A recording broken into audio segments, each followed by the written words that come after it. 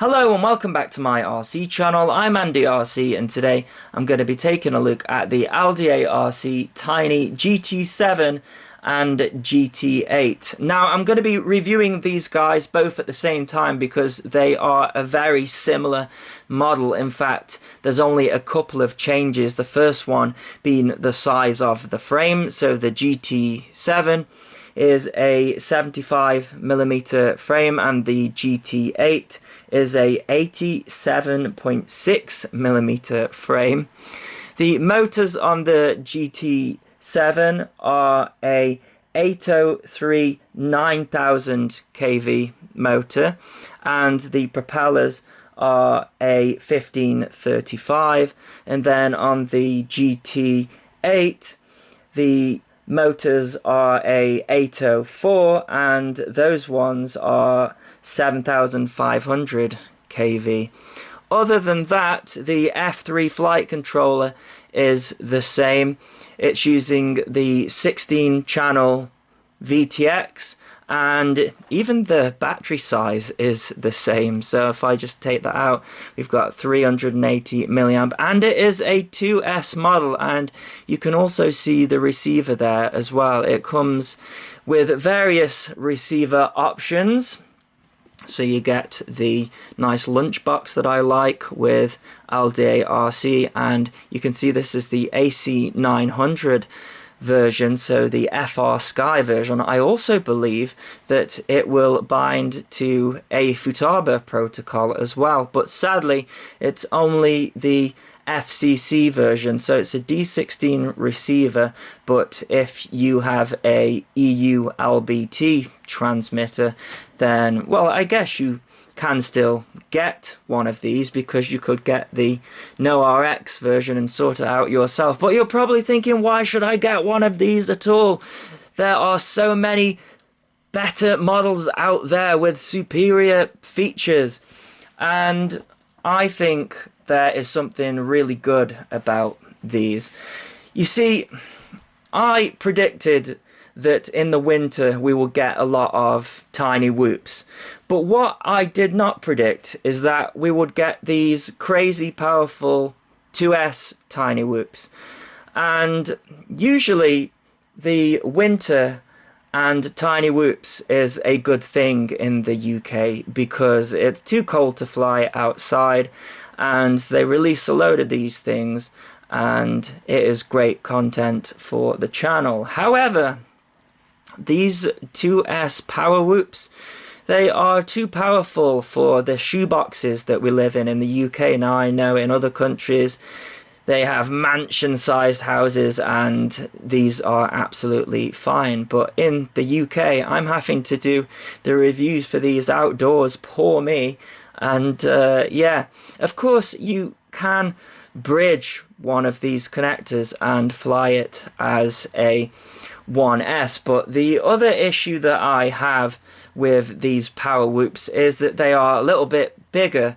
So the original tiny whoop was 65mm and this is the UK 65, and it's my current favourite. It does have its flaws though, but the idea of the tiny whoop originally was that in the winter, when it is freezing cold, you can fly indoors, and there was some stuff about, you know, the ducts are more efficient, but really it was for when you bash into your flat screen TV or the wall.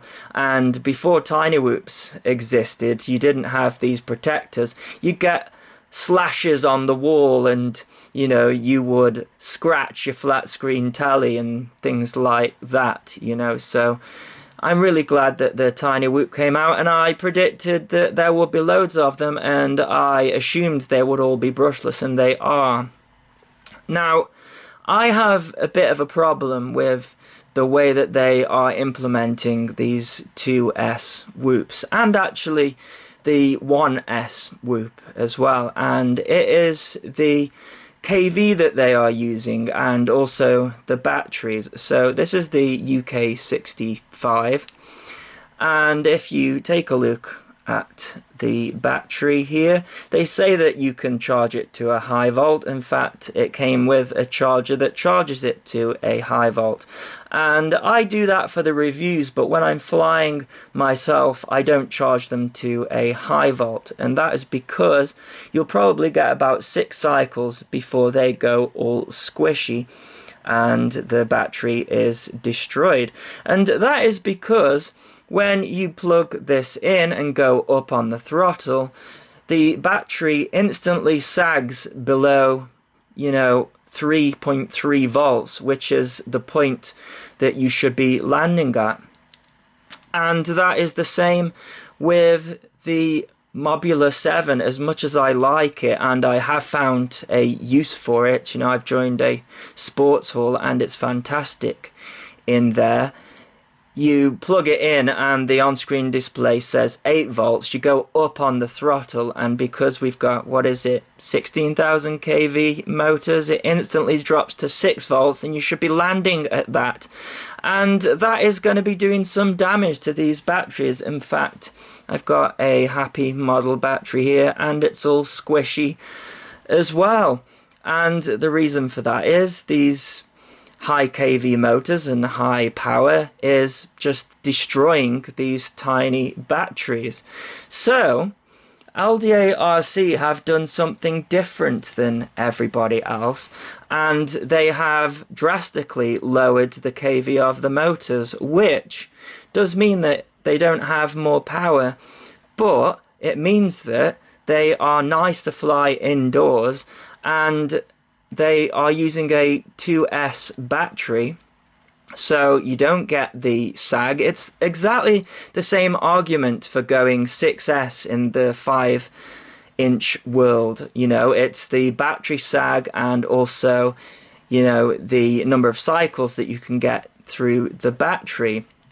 Now, unfortunately, it is a 75mm. I prefer the 65mm because the thing that I like to do is get through really small gaps. There are people that have these and then they just like to fly incredibly fast around their house, and that is absolutely fine. But for me, I like to get through really tiny gaps. So the smaller the model, the better. And I think this one's going to be my favorite because it's the smallest. By the way, oddly enough, there's not much difference between the weight of these two. So with the battery, this one weighs 60 grams and this one's 70 grams. And yeah, when it comes to features, they are less superior.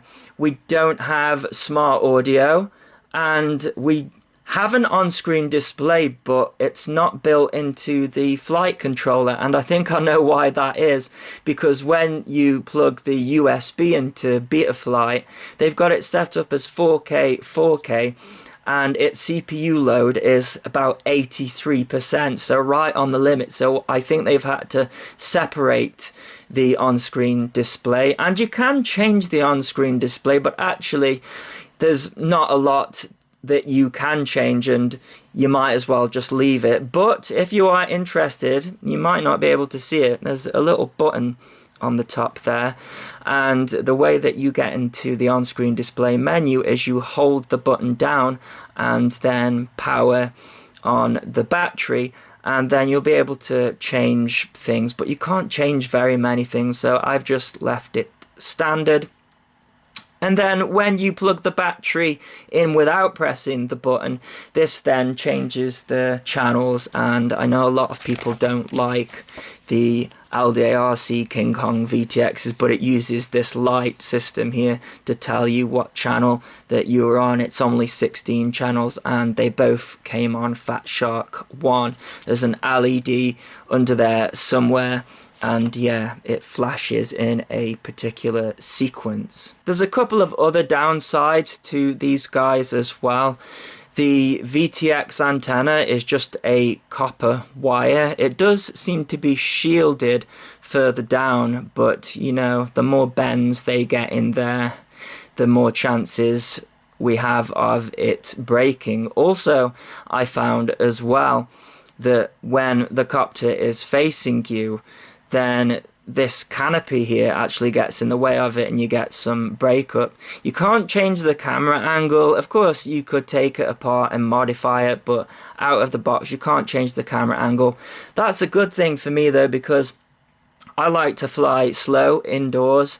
And another thing that I noticed as well is that these connectors here, can you see the pins? They just come out like that. So be very careful, because if you plug the battery in and it forces this out, then it might not be connecting properly and it can come apart. So watch out for that. But as long as you make sure before you take off that those are both insecure, you're not going to have a problem when you are flying. There's no buzzer, so you have to use D-Shock commands, but I find that completely acceptable these days.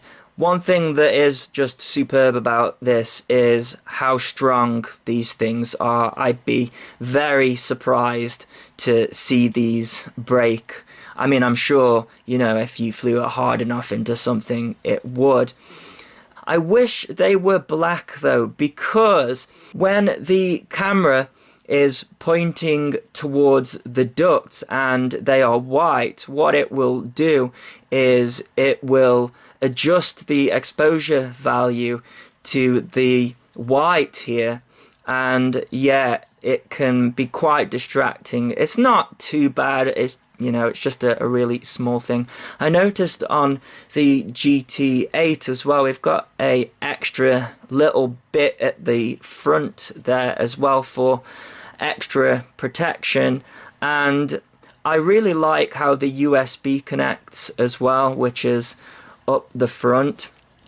A slight downside of where the battery is placed is it's quite difficult to calibrate the accelerometer if you are in stability mode, because it doesn't ever lie flat, but you can sort of hold it in place and then calibrate it. By the way, the company that I think got it right regarding the battery is the TINYGT.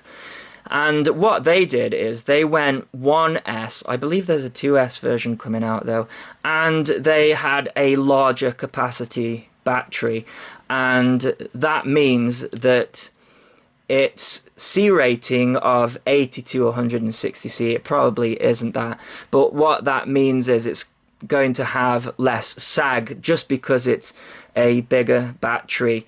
And it's going to be interesting to see what they do with the 2S version.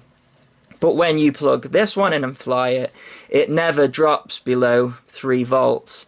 So it's doing less damage to the battery. And this is the original battery and it isn't puffed at all. So they got it right with the battery. The only issue I'm having with this guy is every time I crash, the camera becomes dislodged. It is just wedged in there and it comes out in a crash. Everything else is fine, nothing else is broken, but it's a pain. You kind of have to, you don't have to take it apart, but you have to bend the frame to get the camera back in. Emacs, I would say, try and do something about that, please. Anyways, what else do you get in this package? Because the keen-eyed of you may have noticed that both of these batteries only have a balance plug on there, and that is because they don't want you to use anything more than a 2S battery. So, you know, you'd have to cut the connector off and maybe add a JST or something like that, but they are avid not to use anything more than a 2S battery with this, and I agree. I think they are 10 amp ESCs in both of them, and they are worth listening to. So how do you charge it? Well, funnily enough, it's not a proprietary charger. So let's take a look. This is the lunchbox. You know I love a lunchbox. Even got a carry handle on there. That'll get you extra points when you're being beat up at school. So yeah, it comes in this thing here, and then this is the one that I haven't opened yet. So we've got this bag of bits here, and we have got a USB connector for beta flight. We have got spare sets of propellers in there, and it looks like 2 spare sets. Interesting that these are sort of more pink and the ones that are on there are black. I have no problems with that. But then check this out. This is how you charge it.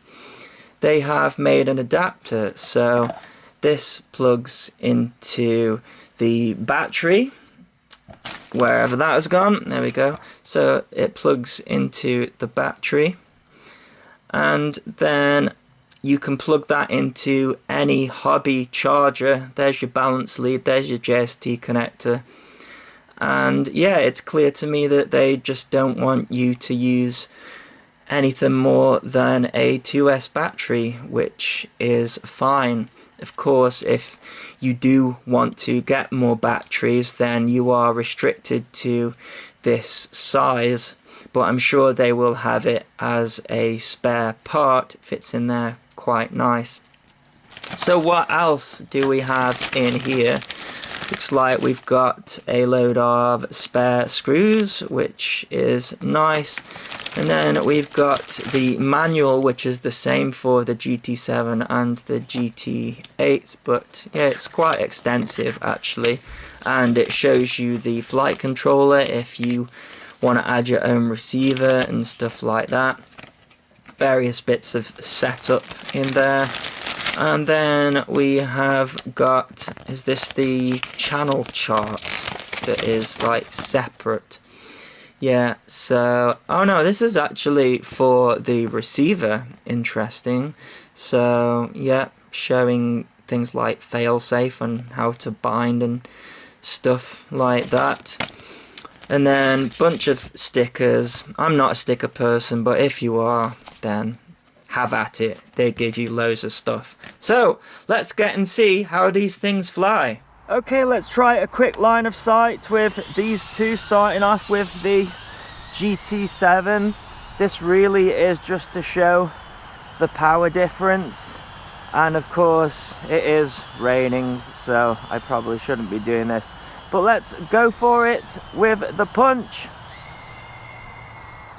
That ain't bad at all, you know. It is a breezy day today, of course, as well, so it's getting pushed around. But actually, for those lower kV numbers on those motors, I am surprised at how much punch that has got. Way more than a brushed TINYGT.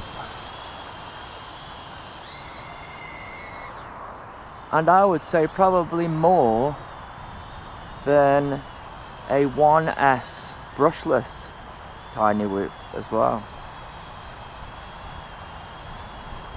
It's really getting blown around in the wind here. I mean, in angle mode, I'm having to put full back in almost to combat the wind. But I do think on a calm day, look at that. That is just getting away from me there. That's full forward. I do think on a calm day though, you could fly this outside. But really, I think for me, they are indoor flyers. I'm just gonna try and turn it around and see if I can get it into acro, but it might be a bit of a shock. There we go. That's much better. Can you do acro with it? Yes, you can. But really, I'm more looking forward to flying this guy indoors, especially as I can feel the rain coming down. But let's try that punch one more time. Yeah, pretty good. But now let's see what the difference is with the GT8. So with the GT8, I am expecting more power, but of course with it having a larger footprint, it's it's going to be harder getting through those smaller gaps indoors. Let's go for the punch with this one. Do you know what? It's actually not that much different, and with it having the same battery size, probably gonna have less flight time as well. I think it does just slightly have more power, but not as much as I expected. So let's try acro. It does acro. But yeah, I have a feeling, you know, that it might be the GT7 that's going to be my favourite, because it's winter, and for me, whoops are for flying indoors, and it's horrible out here. As much as I love flying, this isn't fun when it's this cold and this miserable, this wet and windy. And I do this just for you guys, so that we can see what the power difference is. I think it does just clinch it, but I was expecting a lot more power with this one compared to the GT7, and that does not seem to be the case. But on the plus side, it does seem like both of them will be able to fly outdoors, if really that is what you want.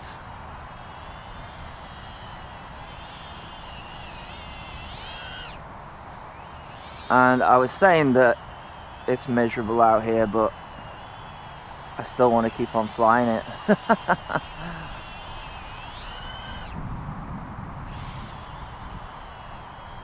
What is good about these things is that they are quiet and inconspicuous.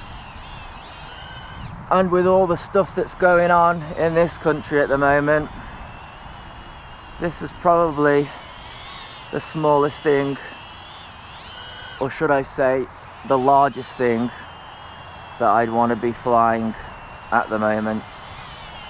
Anyways, let's bring it in for a landing. So here is some DVR footage of the GT7, and because it flew so well line of sight outside, I thought I'll go for some FPV outside.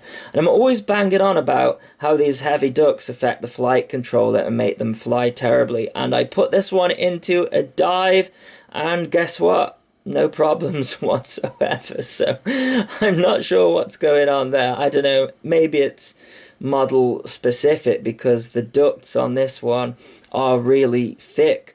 But actually, the only time it tricked out was pilot error. I didn't give it enough throttle in a maneuver, and it did what people are calling these sort of yaw washouts. But if you give it enough power on a recovery, then it won't do that. So you can see that the on-screen display is quite minimalistic, and you can see there, that's where it did its yaw washout. But I do that trick again, and I give it more power on the recovery, and it doesn't do it.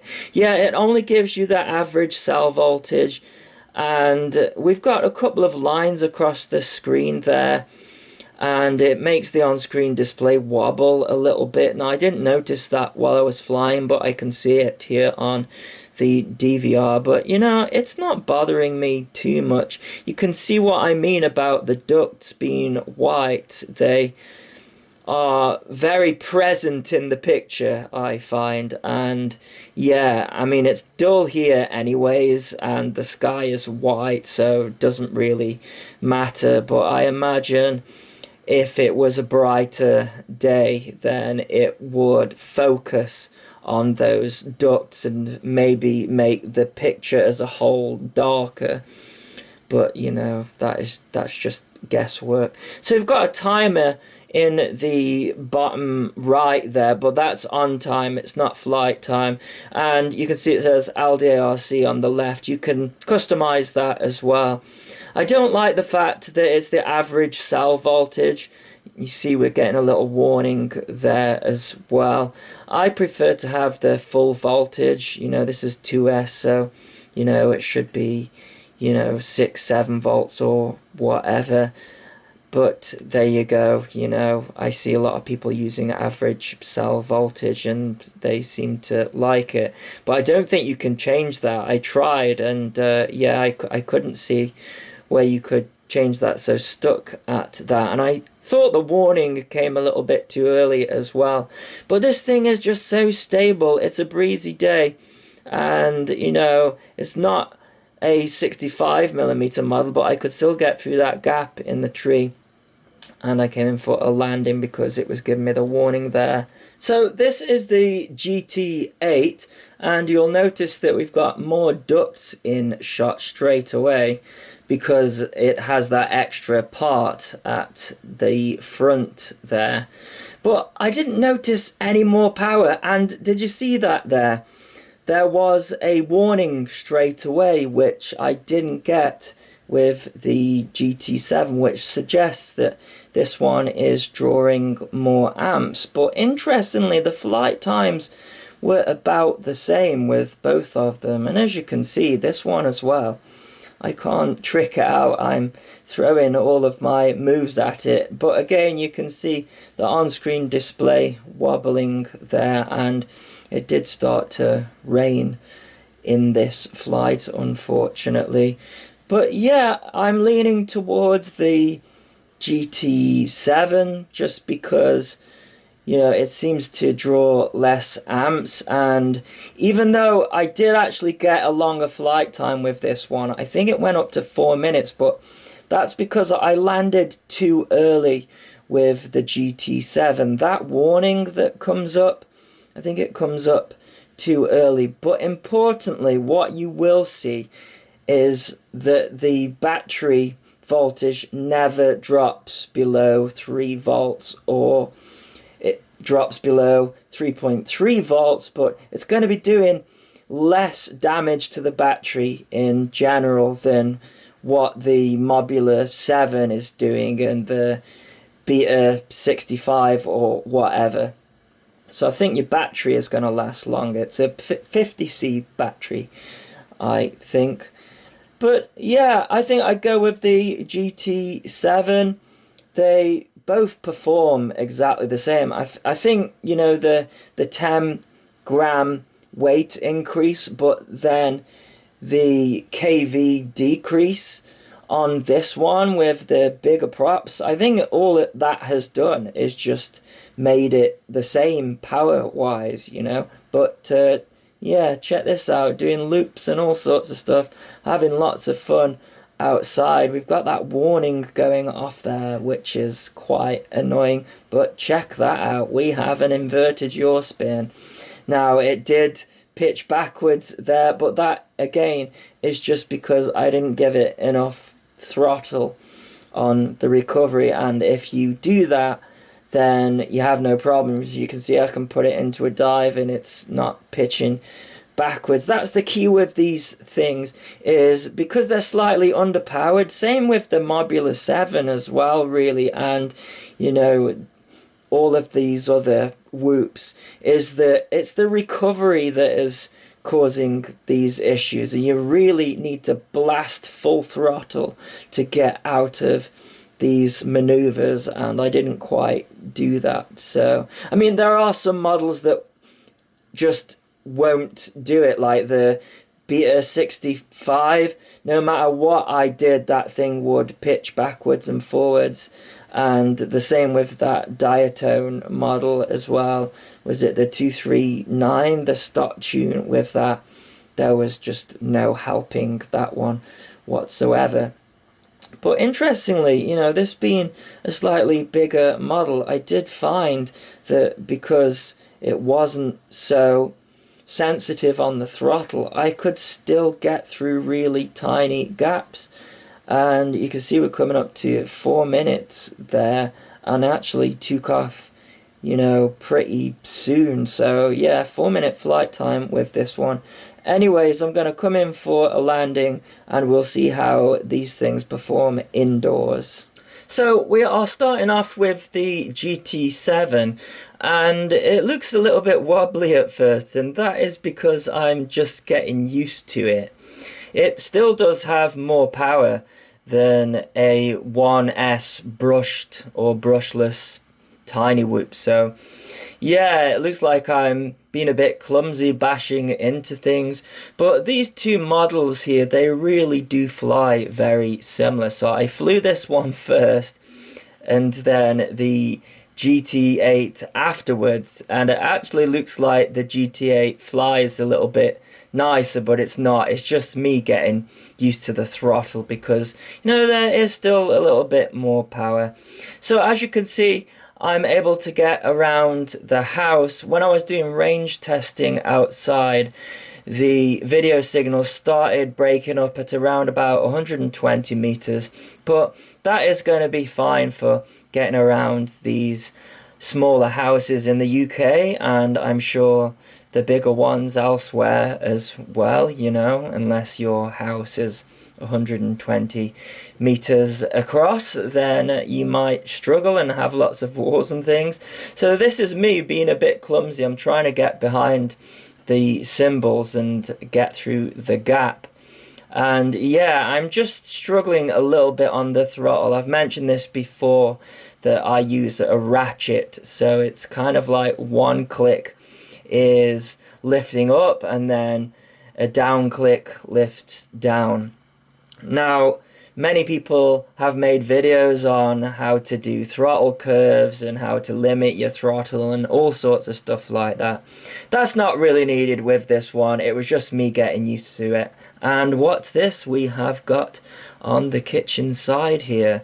Not sure I'm supposed to show that actually. So if I have to re-upload this video, then you will know why. But yeah, it's another 2S whoop, would you believe it?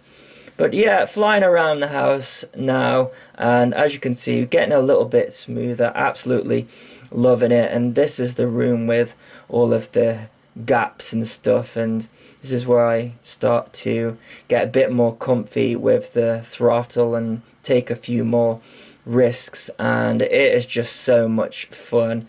I know there are people out there that just like to fly around the house really quickly and stuff, and I'm sure that's fun as well, but for me, you know, the house isn't big enough for that. I'm trying to get through this little tiny gap here, but I think I give up in the end.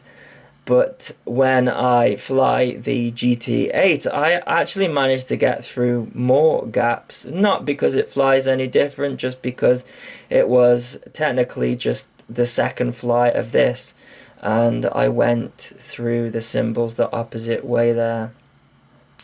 But yeah, actually quite surprised about this. I think it's definitely going to split the crowd because it doesn't have the modern features such as smart audio, and we've got that strange on-screen display, and we've got a bit of a flicker on the on-screen display picture as well, but it flies great, and it also flies great outside, which is kind of rare.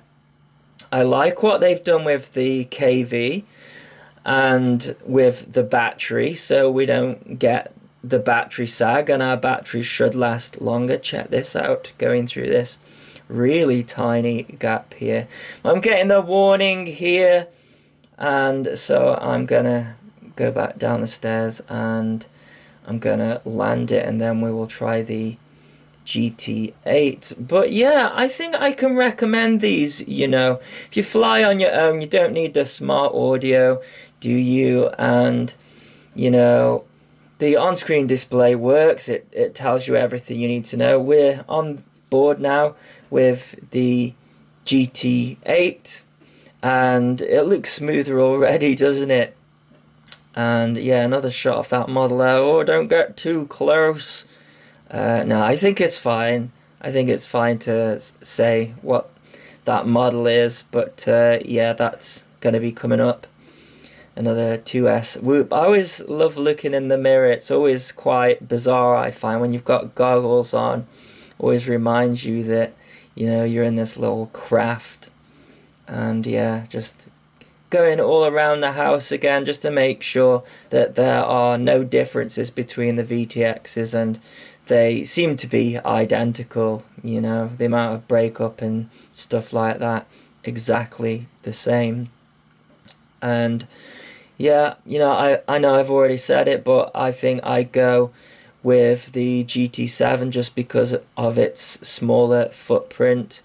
This one's a little bit larger, but then again, if you watch this section, I managed to get through all of the gaps a little bit smoother without bashing into things. That is literally just because I've gotten more used to flying it. As I say, it looks like a better flight. And yeah, all through these tiny gaps still. I do still prefer the smaller form factor though, the 65mm.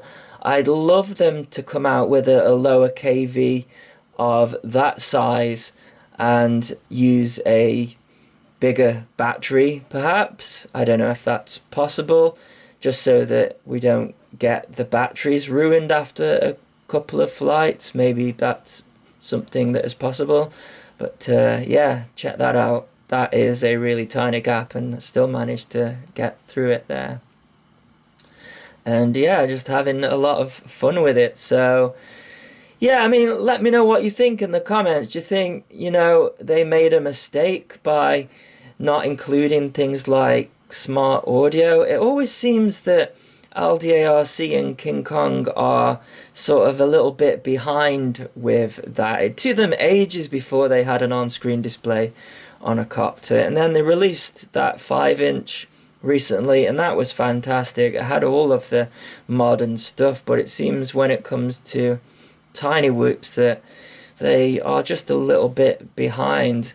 Maybe they are just trying to pack so much stuff in with their tub and things like that, but trying to get through that gap there, and just a little bit too big for it there. Do I get through this one? Or just with a little bit of force, but there you go. Yeah, so I would love to see the full battery voltage as well. I did take a look at the on-screen display settings, and I couldn't find a setting where it shows the full battery voltage. Maybe I missed something there. You can also put like grids on there, like an artificial horizon, but luckily that was turned off out of the box because I guess they just know people don't like that sort of thing. But yeah, good flight time, you can see, coming up to 4 minutes, although that's the on time there, and we still are at 3.4 volts, but probably coming to the end of the flight. That's why I don't like the average cell voltage, because it can drop so quick, whereas if you've got the full voltage, then you can watch it drop, you know, more dramatically, and then you'll know when you need to land. But you know, really I should be landing at this point anyways, but I'm ignoring the warnings there. Yeah, I guess, you know, 3.3 volts, that's really when you should be landing. Smacked into the mirror there just to give a little test of the strength, but yeah, this thing is really strong. Anyways, that is my review of the LDARC Tiny GT7 and GT8. I will link it in the below if you can afford to do so. I'll also link to my Patreon, and as always, thanks so much for watching. Please continue to subscribe. Cheers.